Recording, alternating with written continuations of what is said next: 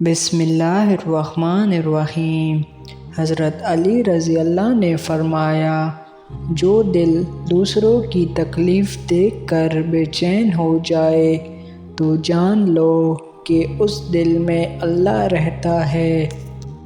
اللہ صرف تمہارے راستوں کو موڑتا ہے، تمہاری دعاؤں کو نہیں۔ وہ تمہیں اپنے طریقے سے تمہاری من پسند منزل تک لاتا ہے۔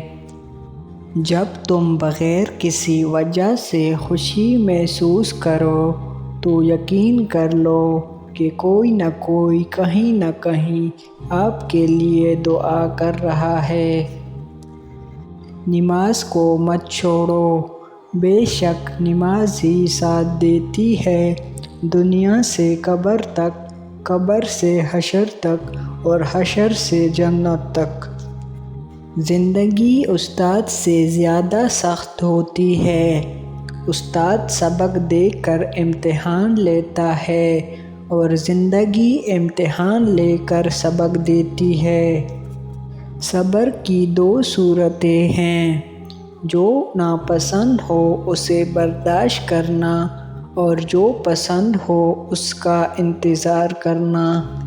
خوش قسمت ہے وہ انسان جس کے لیے کوئی روئے، مگر بد قسمت ہے وہ انسان جس کی وجہ سے کوئی روئے۔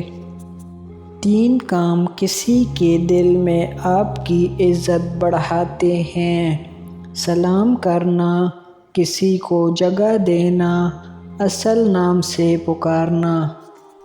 ایسی غربت پر صبر کرنا جس میں عزت محفوظ ہو، اس امیری سے بہتر ہے جس میں ذلت اور رسوائی ہو۔ فجر کے وقت اگر خود آنکھ کھلے تو سمجھ جاؤ کہ اللہ تم سے راضی ہے۔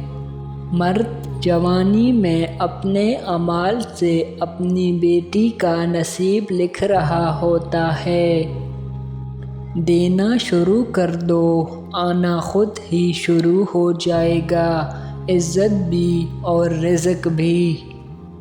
تمہارے والدین تمہیں بچپن میں شہزادوں کی طرح پالتے ہیں، لہٰذا تمہارا فرض بنتا ہے کہ ان کے بڑھاپے میں ان کو بادشاہوں کی طرح رکھو۔ جس زبان سے جھوٹ نکلنا بند ہو جائے، اس زبان سے نکلی ہوئی ہر دعا قبول ہوتی ہے۔ لوگوں سے ڈرنا چھوڑ دو، کیونکہ رزق اور عزت کسی کے ہاتھ میں نہیں، اللہ جسے چاہے بے حساب دیتا ہے۔ تم وہ مانگتے ہو جو تمہیں اچھا نظر آتا ہے، مگر اللہ وہ دیتا ہے جو تمہارے لیے بہتر ہوتا ہے۔ دنیا میں صرف ایک محبت ایسی ہے جس کو دیکھ کر اللہ تعالیٰ خوش ہوتا ہے، وہ بیوی کی خاوند سے اور خاوند کی بیوی سے محبت ہے۔